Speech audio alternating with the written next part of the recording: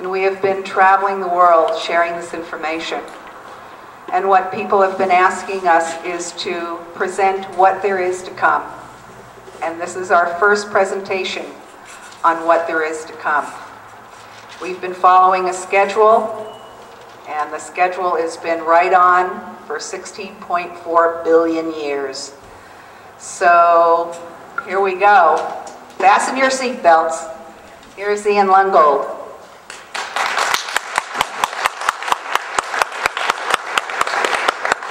Well, thank you. This is Maddie, by the way, Madeline.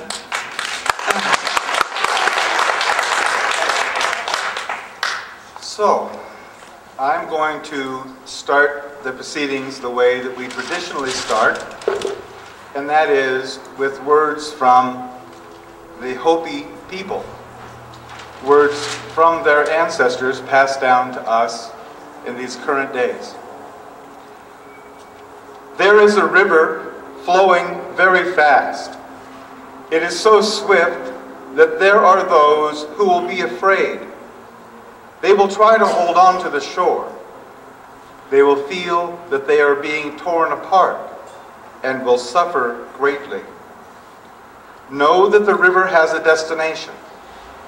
The elders say, we must let go of the shore, push off into the middle of the river. And I say, see who is in there with you and celebrate.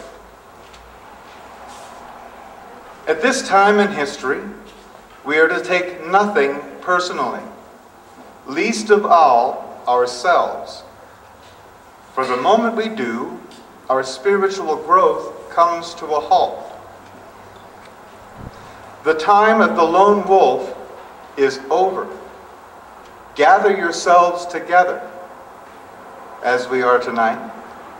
Banish the word struggle from your attitude and vocabulary. All that we do now must be done in a sacred manner and in celebration. We are the ones who we were waiting for. Aho.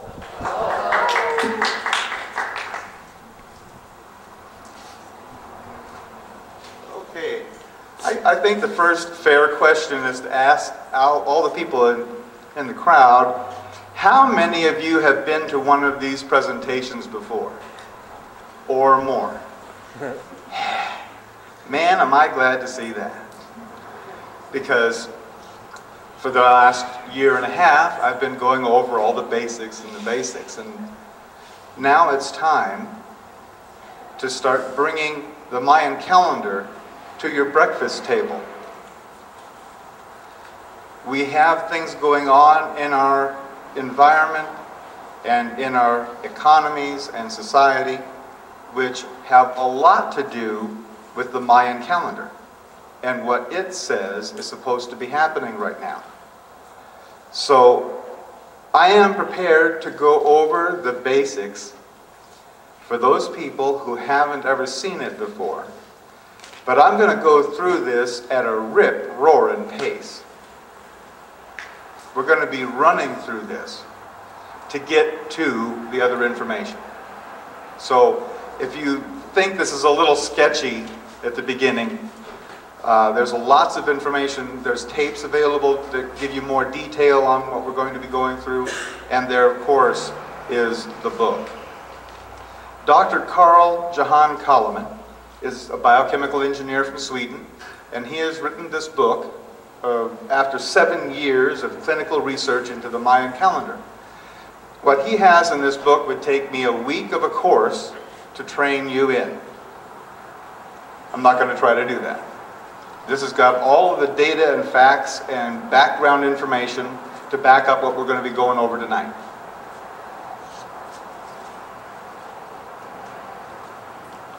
Then there's this. This is a tool that I invented some years ago. It's a perpetual daily Mayan calendar. It has very simple graphs or charts here that convert the Gregorian calendar to the Mayan calendar so you can find out what the day is on the Mayan calendar. Today is 5 Monkey, by the way. You can find out what the day is and what that day means according to the Mayan calendar, and what the intent of the day is onto creation, which gets quite personal as you go through this and get in line with it. Okay.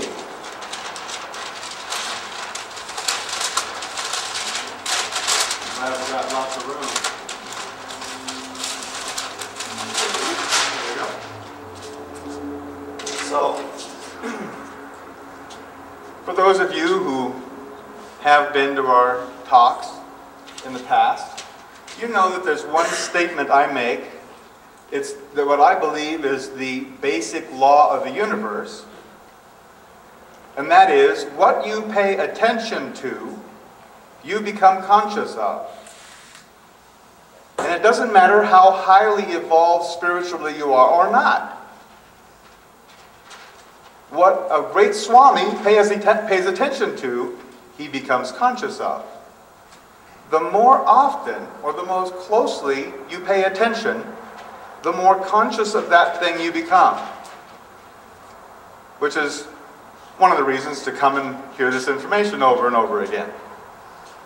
We are starting with this talk about consciousness. And consciousness needs a definition for this evening, at least, because there's lots of them that people use. My preference for the definition of consciousness is the awareness of being aware. In whatever state you are aware of it, the awareness of being aware is the essence of consciousness. That's what we're really talking about. Consciousness. And calendars.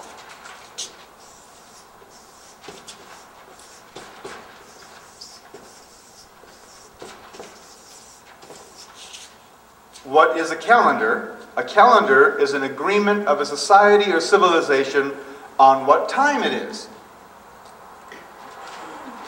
It's actually the dead center of any civilization or any group consciousness. It's where everything happens in regards or in relation to. In our society, what we have as far as an agreement about time is a thing called the Gregorian calendar. We'll talk very briefly about that later. But your consciousness always has a location. Always.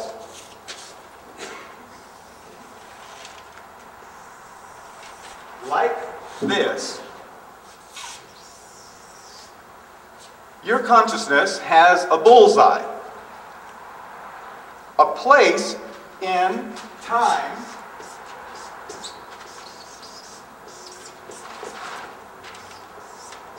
and place, an orientation. Your consciousness is oriented to time and place. Now, these things are considerations, shared agreements, shared thoughts with other people. It is this point right here that is the location of your viewpoint.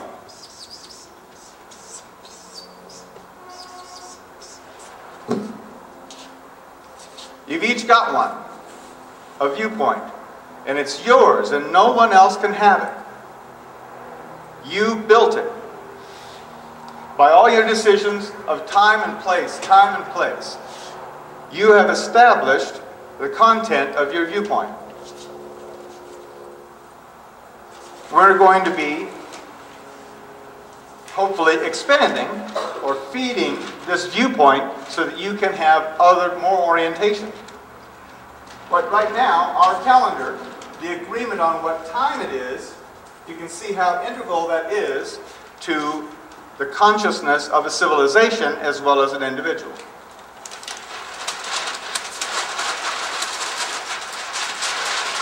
Our Gregorian calendar works in reference to the sun. Here's the Gregorian calendar. And it works like this.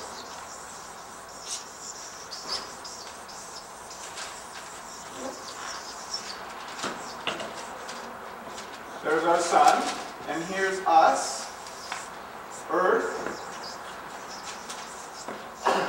And we go around the sun every 365 and 1/4 days. This is the Gregorian calendar. This is also the focus of our civilization's consciousness.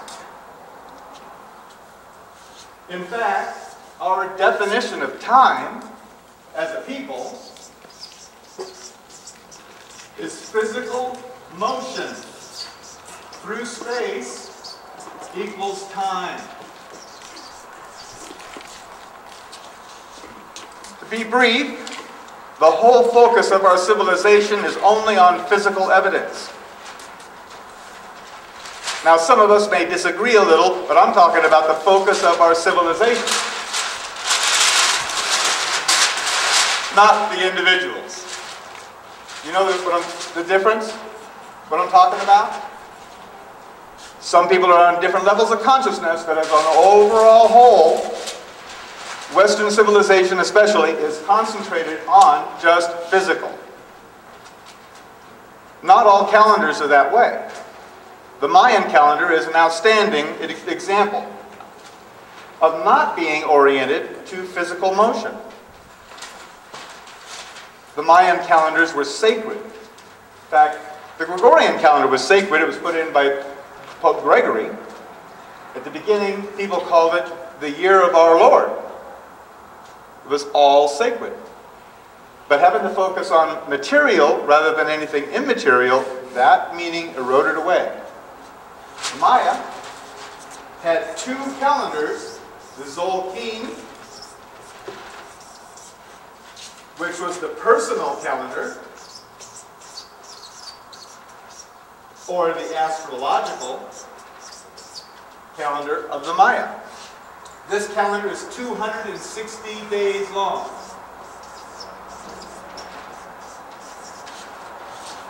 There are no moons or planets or anything else moving around the sun every 260 days. So this calendar was not timing any orbits of any planets. The Tune calendar is a 360-day calendar. The Tune calendar was the divine calendar or prophetic calendar of the Maya. And all the carved dates, all the dates carved in stone all over Mesoamerica are carved in tunes, not 365-day cycles. They're all carved in how many periods of 360 days have passed.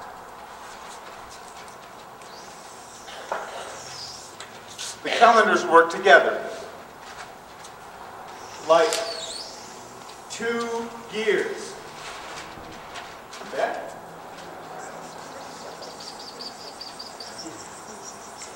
These are each a day.